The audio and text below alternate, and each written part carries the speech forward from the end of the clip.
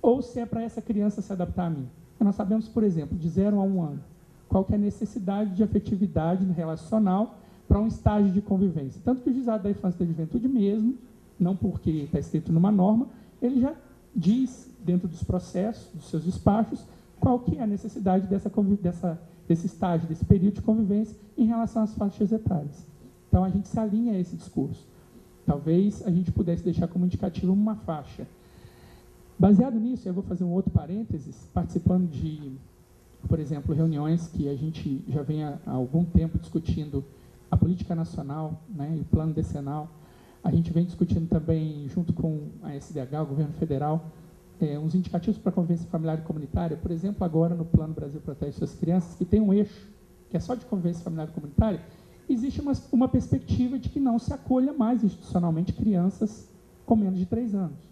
Nós vamos conseguir isso como política pública? Eu faço votos que sim. Talvez uma criança com menos de 3 anos vá a uma família acolhedora, se essa modalidade também for, né, desenvolvida como uma política que as pessoas consigam acolher as crianças para que elas não sejam institucionalizadas, então a gente já tem um indicativo, que a família acolhedora acolhe muito melhor do que uma instituição acolheria, com um cuidado mais direto, né, e prepara muito mais rapidamente para um processo de colocação em família substituta. Resta saber o quê? Para finalizar a minha fala, e aí eu deixar mais a discussão para o bate-papo, porque eu realmente falo muito, mas não gosto de monólogo. Resta saber para quem é essa visitação. A forma que ela vai ser feita, posteriormente, vai depender muito, primeiro, do estudo de caso a caso, né? Existe visitação que afeta muito a questão das outras crianças que estão no convívio daquele entorno. Existe visitação que afeta, sobretudo, porque nós não trabalhamos na separação de grupos de irmãos. A Casa Lar, ela trabalha assim, mesmo que eu tenha uma vila de casas, uma aldeia, né, porque a tradução literal do nome KDI, Kinderdorf International, ela traz uma questão para nós meio de, parece que é indígena, porque é aldeia, né? Mas, na verdade, é vila. Em algumas regiões do Brasil, aldeia e vila são similares. Mas, enfim, mesmo que eu esteja nesse contexto, eu não posso ter um menino numa casa, né, de uma cuidadora residente, e outro na outra casa com laço consanguíneo. Nós mantemos os meninos juntos, que, embora não seja motivo desse bate-papo aqui, é a mesma perspectiva que a gente deixa para os operadores do direito, para o juiz, na questão da colocação em família substituta, da adoção. Nós precisamos também tentar, ao máximo que possamos, garantir a adoção em grupos de irmãos. É difícil, mas é um desafio. Então, dito isso, eu posso partir para a perspectiva de que, se eu tenho uma questão principiológica muito clara para todo mundo que entra em contato, para todas as pessoas que, porventura, entram em contato com crianças, e essa perspectiva é, precisa saber qual é a necessidade da visitação, né, de estar em contato. É para garantir o estágio de convivência seja reflexo, fruto de uma aproximação que depois resulte exitosa para a adoção, nós vamos ver qual é a forma. E essa forma passa pelo reconhecimento da condição do menino, da menina, da criança e do adolescente naquele contexto. Inclusive observado o seu processo jurídico. Ela é para um menino ou uma menina, uma criança bem nova, qual é a necessidade? Já vista que não está previsto pela norma, já vista que nós não temos nenhum fluxo hoje, a BMP é muito profícua nisso. Em 2010, ela fez um encontro aqui em Brasília, que foi o congresso, né, da BMP, e fez o fluxo da medida socioeducativa, do SINASE. Algum tempo depois, ela propôs um fluxo para a convivência familiar e comunitária, mas ele ainda não está na rede, funcionando perfeitamente. Nós precisamos pensar nesse fluxo onde estabeleça, porque o Estatuto não normatiza isso profundamente, o Plano Nacional de Convivência Familiar e Comunitária é só programático, as orientações técnicas são estruturais para os programas, nós não temos um fluxo. Qual idade? Quem que pode? Para quê? Com um grupo de irmãos pode ou não pode? Então, essa questão principiológica precisa ser limpada, né? Precisa ser mais clareada para nós. Finalmente, e aí finalizando mesmo, que eu passei de 10 minutos. Desculpe.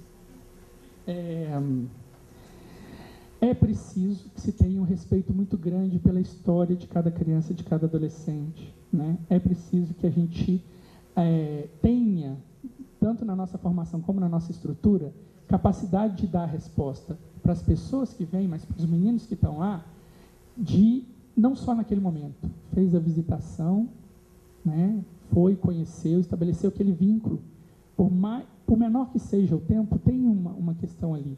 E depois a pessoa vai, né, o casal né? Estamos falando da visitação de crianças acima de 3 anos na nossa perspectiva. Ele se retira daquela situação por algum motivo e o que fica? Fica uma lacuna, fica um vazio, a gente precisa dar algumas respostas. Nessa perspectiva, a gente inclui o apadrinhamento afetivo. Então, assim, eu estava falando no início que, para nós, voluntariado é uma coisa e apadrinhamento afetivo é outra. Mas, não, nós discordamos. Talvez, sim, possamos pensar num caminho em que o apadrinhamento afetivo seja uma preparação para a adoção. Esse é um campo que trabalhamos muito e temos conseguido muito sucesso. Então, assim, dialogamos especialmente com defensoria, depois que o processo de garantia do direito ao contraditório da família foi feito e há uma suspensão do poder familiar e podemos trabalhar no processo de colocação, a gente começa a incluir os meninos que a gente coloca em busca ativa, que são aqueles que não estão necessariamente no cadastro, porque tem mais de 3 anos, começa a colocá-los em programas que nós temos, e são vários, de apadrinhamento afetivo. Acorrendo a esse apadrinhamento afetivo, pessoas que estão e que não estão candidatadas para adoção. Às vezes acontece, não raro, de pessoas que não estão cadastradas para adoção, vão à vara da infância sob nossa orientação para poderem se habilitar, porque se interessam pela questão da adoção depois de participarem de um programa de apadrinhamento. E isso nós não restringimos, porque também já é uma preparação. Então, para essas crianças e adolescentes, é muito importante o apadrinhamento afetivo. E é uma resposta para quando, porventura, abre-se essa lacuna que eu falei há pouco. Ou seja, eu tive contato com uma pessoa e normalmente o que fica para o menino e para a menina, e vou falar bem a fala deles mesmo, não me quiseram. Ou por que não me quiseram? Que fica a pergunta. Né? O que eu tenho? Ou o que eu não tenho? Então, convivência familiar e comunitária, que eu estava dizendo no início, agora eu fecho, que não é a exceção, que não é a ação específica, que é a política, é tudo isso que envolve as possibilidades de todas as pessoas, colaboradores, voluntários, padrinhos afetivos, candidatos à adoção, entrarem em contato com crianças daquele local, e aí a gente tem que observar tanto a necessidade, a história dessa criança para dentro da sua questão de confidencialidade, né? E também o êxito de um processo de colocação. Isso é responsabilidade de colaboradores de serviço social, de psicologia, de educadores sociais, que tem que estar atento às necessidades, especialmente das crianças. Então, eu encerro deixando esses 2 indicativos e agradeço a atenção de todos. Estou à disposição para a gente continuar o bate-papo. Obrigada, Alexandre. Daqui a pouco, certamente, vamos aprofundar mais. Vamos ouvir agora, então, a doutora Fabiana de Assis Pinheiro, que é a promotora de Justiça de Defesa da Infância e Juventude do Ministério Público do Distrito Federal. As suas colocações do seu lugar de fala sobre a visitação. 5 minutos? Não, na verdade, gente, eu vou tentar ser objetiva para poder oportunizar que a gente converse, né? Embora eu esqueci o nome dele, Alexandre tenha falado que ele não é formado, não é de formação jurídica, mas que privilegia o diálogo. Eu também, eu sou de formação jurídica, mas de um direito que quer dialogar, né? Na verdade. Então, então, eu vou falar de onde eu venho, né? Eu sou promotora da infância e eu tenho atribuição somente civil. E a questão da convivência familiar e comunitária me é um tema de interesse muito profundo desde quando eu entrei na promotoria, e tenho aqui no Aconchego, nos grupos de apoio à adoção, não só uma parceria profissional, mas uma parceria pessoal também. Então, é muito importante para mim estar hoje tendo a oportunidade de falar aqui para vocês e de participar desse evento. E, na verdade, quando me foi feito o convite, foi feito a partir de um posicionamento pessoal meu muito restritivo a respeito de circulação de pessoas no serviço de acolhimento. E, na época, eu conversei com a Fabiana e fiz algumas críticas sobre as práticas que a gente tem ainda no serviço de acolhimento, embora a gente já tenha um estatuto aí de 20 anos, né? E aí, quando nessa semana a gente para, fazer aquele respiro profundo de dizer como é que eu vou me colocar, como é que eu vou me organizar minhas ideias para poder compartilhar com as pessoas essas reflexões que eu fiz ao longo desses anos na promotoria da infância. E aí eu substituí na minha reflexão a questão da visitação para essa outra palavra, que é a circulação de pessoas no serviço de acolhimento, né, que está para além da visitação, que é um ato muito específico, né, de a visitar, a circular, né? E aí eu queria pautar aqui as minhas reflexões em duas questões que a gente nunca pode deixar, e princípios que a gente nunca pode deixar de pontuar quando a gente fala de criança e adolescente. É compreender que as crianças e adolescentes que estão no serviço de acolhimento, que estão afastados da convivência familiar, são sujeitos de direito. Sujeitos de direito que precisam de oportunidades e facilidades, e aí a gente vai colocar isso espacialmente, do cuidado dentro do serviço de acolhimento, para desenvolver todas as suas potencialidades. Então, a gente tem que pensar nessa criança que está nesse serviço, onde circula a pessoa, é um sujeito de direito. E a segunda questão é um sujeito que tem direito a respeito, que tem direito à dignidade, que tem direito à liberdade e tem direito à convivência familiar e comunitária. Então, transitando em torno desses princípios, desses fundamentos, que a gente tem que fazer uma reflexão sobre a visitação ou circulação de crianças em serviço de acolhimento. E aí, eu pensando, e não tinha a percepção de que o recorte era mais específico, era a visitação de crianças em serviços de acolhimento por interessados, me propus a falar uma questão mais ampla, de fazer um pequeno recorte, circulação e visitação quando para garantir o direito de convivência familiar, né? Vamos dizer, como é que os serviços de acolhimento se organizam para garantir essa convivência familiar? E aí a reflexão que eu quero propor é como a família vai compreender, né, esse serviço de acolhimento como um parceiro. E, infelizmente, as minhas experiências e vivências e as práticas me mostram que, infelizmente, as famílias ainda veem, enxergam o serviço de acolhimento não como um parceiro, mas como aquela entidade que quer afastar o filho, como aquela entidade que coloca muitas regras, como aquela entidade que quer colocar um modelo de organização familiar muito diferente da que eu estou acostumada. Eu fui criada assim, meu avô foi criado assim, agora eu chego num serviço de acolhimento que me orienta a organizar a minha vida de outra forma. E como é importante a gente caminhar para construir uma relação com essa família natural, com essa família extensa das crianças que estão acolhidas, com uma relação de parceria, né? Que essa família nos enxergue como parceiros. Eu coloco nos enxergue porque eu entendo que o sistema de justiça faz parte desse sistema de garantias, né?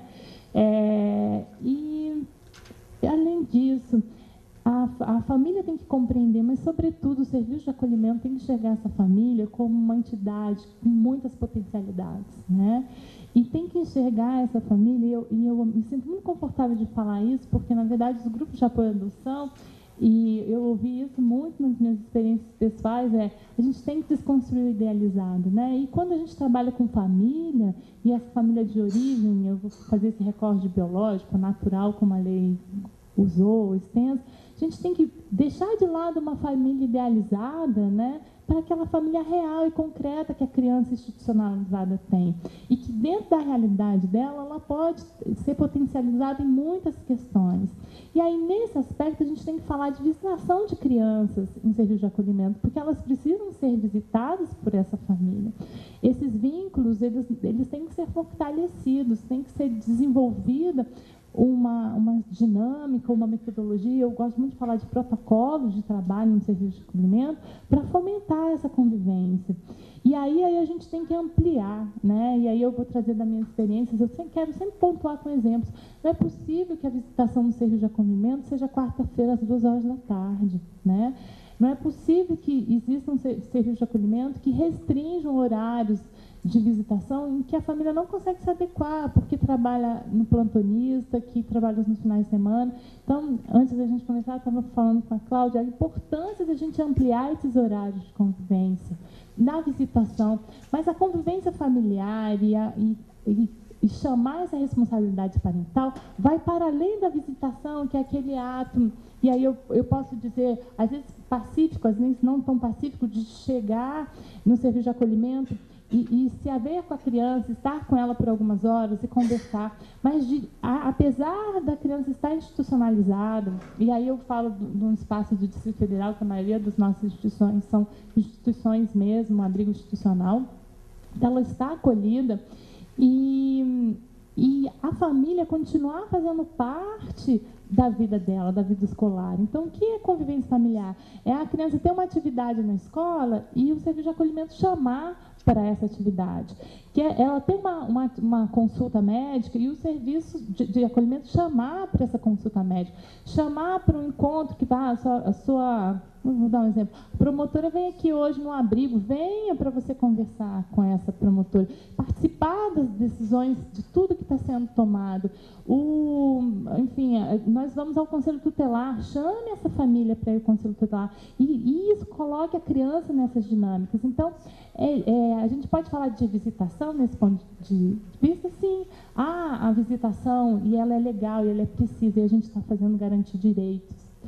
E aí eu queria fazer um pequeno recorte, eu estou sem relógio, então depois você me dá umas diquinhas aqui de horas, porque aí eu engreno a falar e até fiz uma colinha aqui e não me organizo. E aí eu fiz outro recorte, né? Convivência familiar e visitação. Gente, a gente tem que se organizar para quanto mais as crianças puder conviver com a família natural dela, e aí a gente organizar um protocolo de serviço de acolhimento que fomente isso, não só aquela visitação, e aí eu falo que é uma visitação pueril, ali no domingo de manhã, que às vezes nem lancha junto, que está ali no ambiente mais público do serviço de acolhimento, mas por uma coisa mais ampla. Então, passando para, senão, como todo o meu tempo, só falando isso. Convivência comunitária. E é tão curioso falar nesse termo comunidade e comunitária, no momento civilizatório, que isso é tão efêmero, né? O que é o comunitário, o que é o local, o que é o privado, o que é o público, né? E aí eu vou usar um simplismo, dizer que a gente pode construir, sim, um conceito de convivência comunitária, e a gente pode pensar em como essas crianças que estão no serviço de acolhimento podem se apropriar dos espaços públicos e dos espaços privados, né? E aí eu vou começar primeiro desses espaços comunitários privados, como as crianças que estão no serviço de acolhimento, e aí crianças e adolescentes podem se relacionar naquela primeira rede de atenção que ela tem em volta. Como ela se relaciona com os vizinhos? Como é que ela se relaciona naquele bairro onde ela mora? Como é que ela se relaciona com a comunidade que é da escola? E aí eu falo do meu espaço, que vejo como as crianças aqui no Distrito Federal institucionalizadas se relacionam. Elas não se relacionam, né? Então, como é que, quando uma criança é institucionalizada, eu coloquei algumas perguntas para a gente nos fazer.